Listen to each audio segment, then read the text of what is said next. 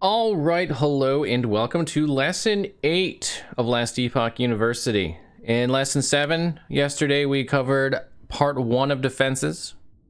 In lesson 8, we'll cover the rest of defenses. So yesterday we did cover HP and ward, sustain, and resistances. Today our list is quite a bit longer. It will be dodge, armor, endurance, block, critical strike avoidance, glancing blow, stun avoidance, damage reduction from classes, and debuffs. Let's go ahead and get started with dodge. So dodge in Last Epoch is a % chance to completely avoid all hit damage. So if you have a 50% chance to dodge, there's a 50% chance that you will take no damage from a hit. Note that this does not affect dots. That's going to be a theme you're going to notice in a lot of these, is they do not affect dots. Dodge is the first one of those. If there's dot damage on the ground, it will not be affected by it. However, if an enemy gives you a dot on hit, so if they hit you and it poisons you, there's still a 50% chance in that case that you will not get hit, and therefore the stack of poison will not apply. So it does have some indirect effect on dots, depending on how they are applied to you. If you're in a pool of poison, that's not going to help you. That's going to do some damage. Dodge does cap at 85%. However, notice there is diminishing returns that make this cap nearly impossible to reach. The exception of this is Silver Shroud, which is a passive slash skill. It's a mechanic for rogue that allows you to have one guaranteed dodge in certain circumstances. The formula for dodge is determined partially by area level. The higher the level you are, the lower your dodge per dodge points you have per dodge effect. This is what it looks like. So dodge rating, excuse me, as a dodge effect, I meant dodge rating. So this is at level 100. You can see how much dodge rating you need for different dodge chance. Tunk Lab is great for this. This is at level 100. If we lower the level, you can see that it becomes a lot easier to get a lot higher dodge. Sorry about that. There's the creator of Tunk Lab is having some issues with his website, so we can use it right now, but it needs to be bug fixed. He knows that, and he's working on it. So we're going to get some weird shit during this this lesson, but I think I can overcome it just by showing this stuff briefly. Okay. So what sources do you get for dodge? Or do you get dodge on, I should say? Gear, blessings, skills, and passives. And Rogue has the most general dodge support with its passives and its skills. But Primalist also has some support in its passives and skills as well. All right, let's move on to armor. Armor is a damage reduction to hits. Just like dodge, it has no damage reduction for damage over time. It is also less effective for non-physical damage. The formula for armor can be partially determined by area level, just like dodge. And again, the more armor you have, the more damage reduction you get. But the blue line is the non-physical, the red is the physical. You can see that for every point of armor, we're getting more out of our physical than our non-physical. So armor will be really good against physical attacks, and not quite as good against non-physical, i.e. cold, necrotic, void, etc.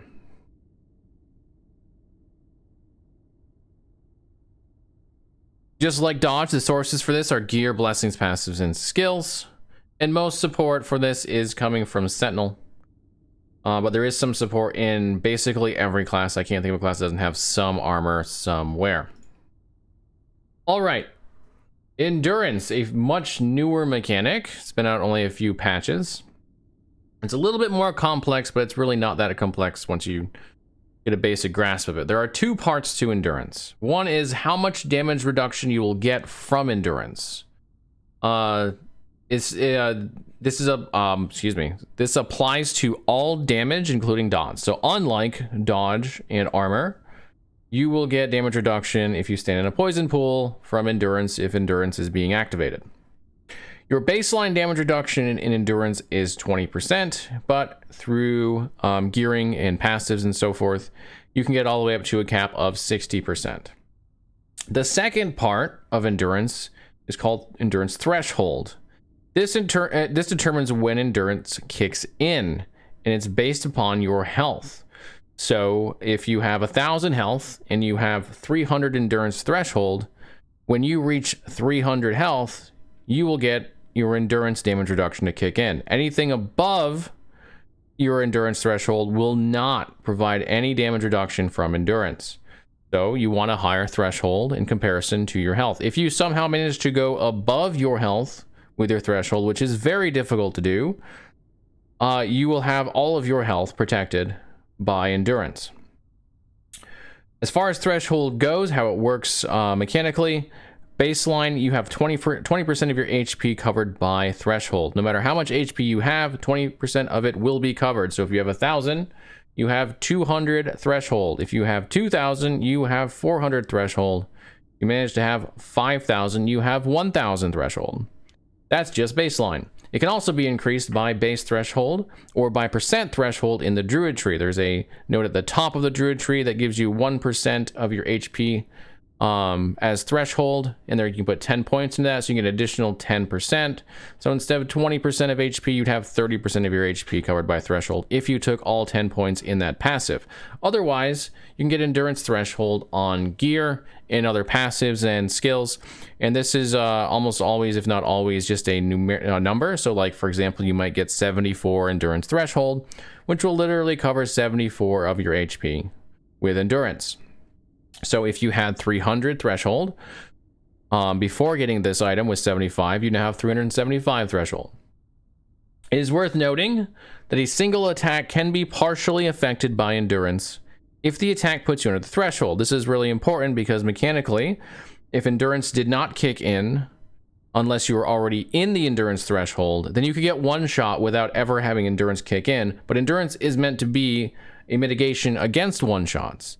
So if you're at 1,000 health and you have 300 threshold and you take an 800 damage hit, then 100 of that will be covered by endurance because you took 700 health to get to your threshold, and then you had 100 health underneath that threshold or within that threshold, so that 100 health is actually protected on that attack.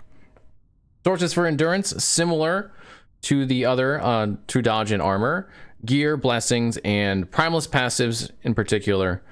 Primalist has the most support by far. Acolyte also has a little bit of support through a class-specific body armor. All right, block.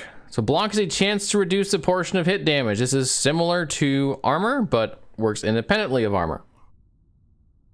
It also is not affected, or does not affect dots. Dots cannot be mitigated by blocking. There are two parts to block, just like endurance. There's block chance. Block chance is the chance that you will block it.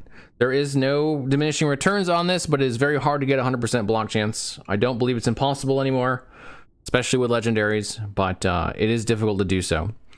So if you have 30% block chance, then 30% of the attacks, the hit attacks you take will be blocked and therefore have some damage reduction. Block effectiveness is the damage reduction you actually get from blocking. The higher your block effectiveness, the higher the damage reduction from each attack you block. This formula, also like the others, is determined partially by area level. It does have diminishing returns. Quick look at Tunk Lab. You'll see a very similar graph. Hopefully this works. I'm gonna have to make a quick change here to get it to work properly. There we go. As you increase your block effectiveness, your mitigation goes up as well. This is capped at 80, I believe. I don't think I put that in there for some. Okay, whoops. You can also, though, add less damage taken from block suffix to shield, which is additional damage reduction on top of the block effectiveness damage reduction. I think it goes up to 15. That number might be off, but you can get a sizable amount of damage reduction by adding that to your shield. Note that blocking does not require a shield to use, but is certainly much less effective if you don't have one. You can find block chance and block effectiveness on gear, especially in shields, also blessings, skills, and passives. The most support for blocking by far is on the Sentinel. There is some support in Mage, particularly in the Spellblade tree. All right, Critical Strike Avoidance. Does pretty much what you'd expect. It prevents a critical strike from happening to you. Critical strikes are double damage on enemies, so this is a significant amount of damage reduction should you have gotten critically struck otherwise. It caps at 100%, which makes you unable to be crit no matter what modifiers you put on an enemy. If you have 100% critical strike avoidance, you cannot be crit. The sources for this are gear, blessing, the Reign of Dragons blessing in particular, and some class passives, and primaless idols also give you critical strike avoidance. There is, however, an alternative crit damage reduction option called less bonus damage taken from critical strikes. If you get this to 100%, it will also make you effectively immune to critical strikes. You'll still take the critical strike, it just does no more damage to you. This is only found on two-handed weapons, I believe two-handed melee weapons. I don't think staves can roll them. All right, Glancing Blow. This is a much more specific one to a particular class, that class being Rogue. Only Rogue can get Glancing Blow. Glancing Blow reduces hit damage by 35%. It has a chance to do so depending on what your Glancing Blow chance is. So if you have 50% chance to have a Glancing Blow, to take a Glancing Blow, then half the time you will take 35% less damage on that particular hit. The amount of reduction cannot be changed. It will always be 35%. Only the chance to Glancing Blow can be changed. It also has no effect on dots. You cannot Glancing Blow a poison. It caps at 100%, and this cap is very reachable on Rogue. And it's mostly acquired from Rogue passives, but also from Dusk Shroud, which is a Rogue mechanic that you can get from passives, but also from skills. Stun Avoidance. All right. Stun Avoidance specifically reduces the likelihood of a stun from a hit. It is found on gear, skills, and passives. It is both a numerical and an increase. There's a hybrid stun avoidance that gives you like a direct number, like 150 stun avoidance, and then like 35% increased stun avoidance. So that'll just multiply off of whatever your base number is.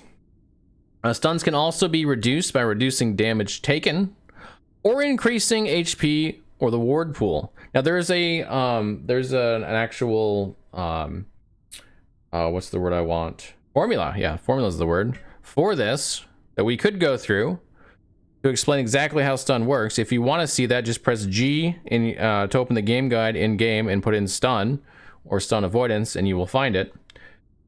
But the reality is stun avoidance is not currently very effective. In fact, it's very not effective. It's better to just build the HP or mitigation, because the way the formula works is the lower the less damage you take in relation to your HP pool. So like a percent of your HP pool you take, the less likely you are to be stunned, which just means you're better off to build more HP or more mitigation than you are to actually get stun avoidance, because they're actually going to make you even less likely to be stunned, and you get to take less damage. So currently, stun avoidance is in a very bad place. You're better off not taking it if it's going to take up a spot for EHP or mitigation. The devs are aware of this and do plan on making some changes to it. But as of 0.8.4, those changes have not occurred. And so I recommend strongly to just not worry about stun avoidance. Just make your character tankier. All right, let's talk about damage reduction from classes. So each class has some sort of damage reduction that they can get, whether it be in the passives or the active skill trees. So I'm only going to cover passives here because there's a lot of different ways you can reduce damage in skills. One example, though, is Flame Ward, which is a mage skill where you can activate it. And when you activate it for a period of time, a number of seconds, it will give you a reduction to all damage taken. It also has a passive node within it, or a skill node within it, that can further reduce the damage taken, should you choose to take that. There's several skills that can do this, but I'm going to leave it up to you to explore those, because again, there are quite a lot of them. As far as passives, we can cover a few more of these. This still isn't comprehensive, but this is quite a few. So Acolyte has Elixir of Death, where physical and necrotic damage reduction occurs on potion use, I believe for 4 seconds. So every time you use a potion, you get 4 seconds of physical and necrotic damage reduction. Mage has Arcane Shielding, which is damage reduction per stack. If I remember off the top of my head, I think you have to do a melee hit in order to get the stack, and there's a cap on the stack. but you'll get damage reduction for each stack you have on you. Primalist has Berserker, which gives you damage reduction while you're at low health. Also has Ursine Strength, which is damage reduction from nearby enemies. So if an enemy is close to you within a certain range, you'll get damage reduction from everything that they do. And there's Aspect of the Boar, which is a buff that you can get either from being hit by a melee attack or by doing a melee attack yourself. It gives you straight damage reduction for a period of time while that buff is active. Rogue has Evasion, it's damage reduction while you're moving. There's Death's Door, damage reduction while you're at low health, similar to the Primalist skill, or passive, excuse me. And Prolonged Demise, damage over time, damage reduction, just straight, less damage taken from damage over time. Sentinel has Armor Clad, it's damage reduction from nearby enemies. Void Aegis, a chance for damage reduction on hit. Ospric's Bane, less fire damage taken on block. Hammer and Anvil, damage reduction if not throwing. Liquid Iron, damage over time, damage reduction. I think it's actually most of the passive. I do know of one new one though. I'll just cover that real quick. This one was added because Druid changed this patch. There's this new one called Impervious, where you have a chance to gain a stack of Impervious on your melee hits, which causes you to take less damage from hits. And then you can lose a stack when you get hit. And you can stack that up to, I think, 5. And it's a 4% reduction, so you get 20% damage reduction if you have all your stacks up. Okay.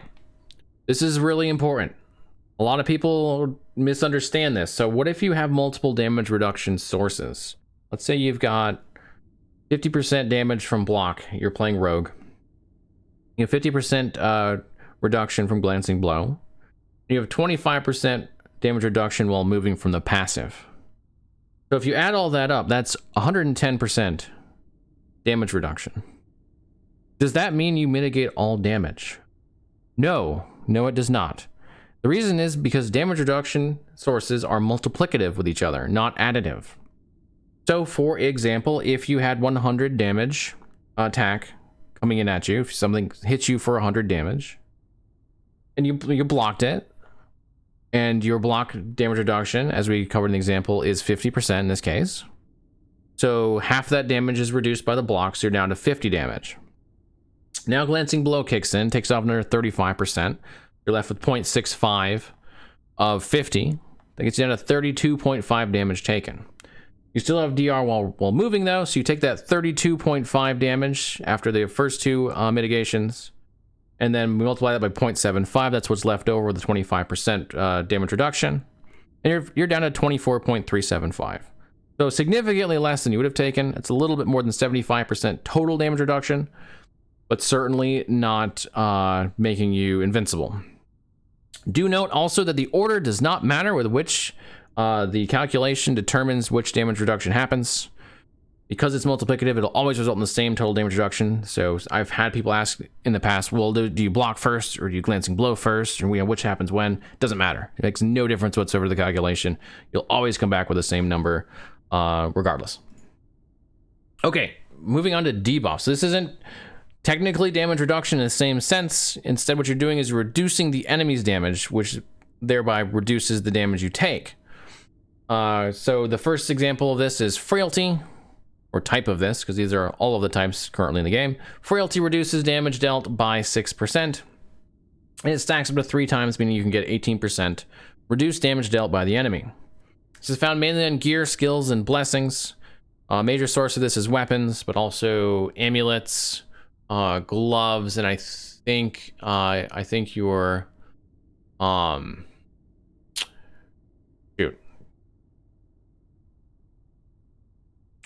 this guy. Yeah, your relic. I think your relic can also do it. Brain fart. Chill. Chill reduces attack, cast, and movement speed by 12% and stacks up to 3 times. So if they attack less often, then you effectively would take less damage if you stood in it. It's found in gear, skills, passives, and blessings as well. Blind halves your crit chance, or halves the crit chance of the enemy and affects their ranged enemy's ability to aim. Note that sometimes having them less good at aiming could be bad for you, because if you are strafing the enemy and they're aiming well, then they're going to miss you every time. And if they're aiming badly, they might just aim into your strafe. So blind is got some potential downside to it, but does have crit chance, so they're half as likely to crit you, which is nice. So a few other debuffs that aren't directly providing damage reduction, but they prevent the enemy from attacking, so therefore you're not going to take damage. Freeze, fear, and slow. Slow will, of course, only prevent them from attacking if they don't reach you, but they'll be less likely to. Freeze and fear are effectively the same as stun. In fact, we could also put stun in here, because if they're stunned, they are not moving. All right, that's everything on defenses. If you have any questions, feel free to ask me about it. If you'd like to hang out with us on Twitch, I do stream 6 days a week, and it's almost always Last Epoch. Would love to have you there. We also have a Discord with a good number of community members who are very helpful and also like to talk about the game quite a bit. Thanks again for watching. I hope you're having a great time in Last Epoch, as great of a time as I have, and I will see you all again real soon.